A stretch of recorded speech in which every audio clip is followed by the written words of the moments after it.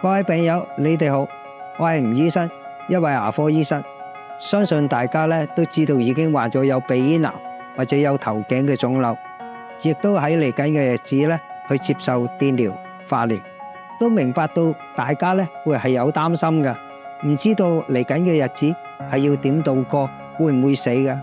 不過大家唔使咁擔心，你哋睇下我都患過鼻咽癌，2008年2月確診，做過電療、化療，康復到呢家都差唔多18年啦，係咪成個正常人？香港嘅醫療對於鼻咽癌嘅治療係全球首屈一指，成功率高，外國嘅醫生都不時嚟香港取經㗎。嗱，講返自己啦，我07、08年流鼻血嘅情形係變得越嚟越頻繁，令到我好擔心㗎。於是就安排咗 MRI 前力共振做檢測啦。咁第二日就收到化驗所嘅通知，初步個顯示係有腫瘤，係需要進一步個檢查去確認㗎。聽到之後晴天霹靂，個腦空白㗎。咁啊，第二日去到醫院嗰度做內窺鏡同埋個活組織化驗，咁啊即時就已經知道係應該有鼻咽癌啦。2月14號，太太就同埋我一齊去瑪麗醫院去見教授，去聽嗰個治療方案啦。蔡教授好用心去講解，亦都提及到病人嗰個喺電療、化療期間所遇到嘅問題，令到我係減少個擔憂噶啦。好啦，大家都知道係準備去做電療同埋個化療。咁喺未做電療之前個技師就會幫大家度位㗎。咁係等醫生可以去按照腫瘤嘅位置去計算，等電療嗰時去射得精準。醫生亦都需要處理病人個口腔健康㗎。咁如果話有爛得犀利嘅牙或者牙周嚴重嘅問題係需要喺電療之前去剝走咗。咁至於其他牙患杜牙根嗰啲亦都最好喺嗰個電療前去穩定咗落嚟。咁啊，更加重要嘅就係嗰個口腔嘅護理，包括刷牙啦。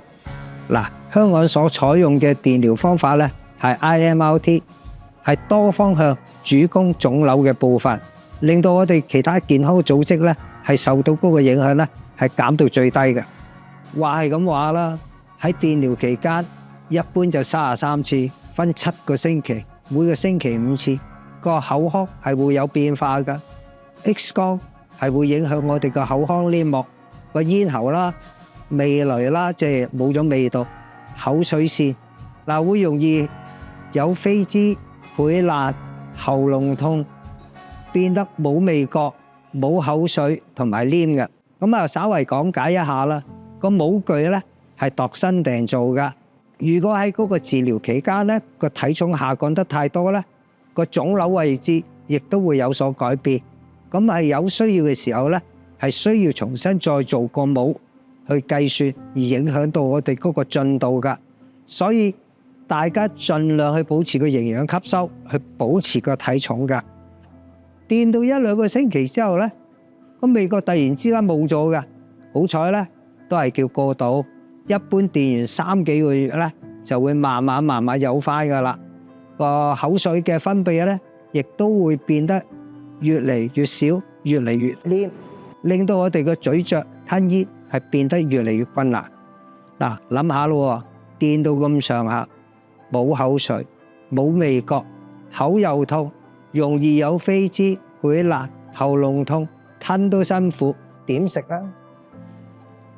咁啊，食嘢就變成一個折磨，吸收唔到，體重咪下降咯。嗱，好多謝我太太個悉心照顧，考慮到嗰個病情佢就將每一日要食嘅嘢就煮熟咗，拆骨打成糊仔，咁啊俾我去慢慢吞食，咁等我可以保持有營養吸收，去保持個體重。嗱，當時電完之後都瘦咗成10磅㗎。好啦，至於我哋個口腔護理大家除咗喺電療之前去剝走咗有大問題嘅牙之外咧，亦都要去揾牙醫去穩定翻你嗰個情形啦，包括補牙、牙周治療嘅。個口腔嗰個日常護理咧更加重要，唔好俾佢有蛀牙或者牙周病嘅形成。我哋個牙科團隊咧就會幫大家去檢查啦。如果話真係見到有需要脫嗰啲牙咧，我哋會安排噶啦。咁至於補牙、杜牙根嗰啲咧，我哋會建議你哋去揾翻自己嘅牙醫咧去做嗰個治療。口腔個衛生咧，我哋嗰個護理咧，我哋會係教你哋點樣去做噶啦。嗱，記住大家都要有正能量，去打呢場仗係辛苦噶，但係捱得過噶，加油啊！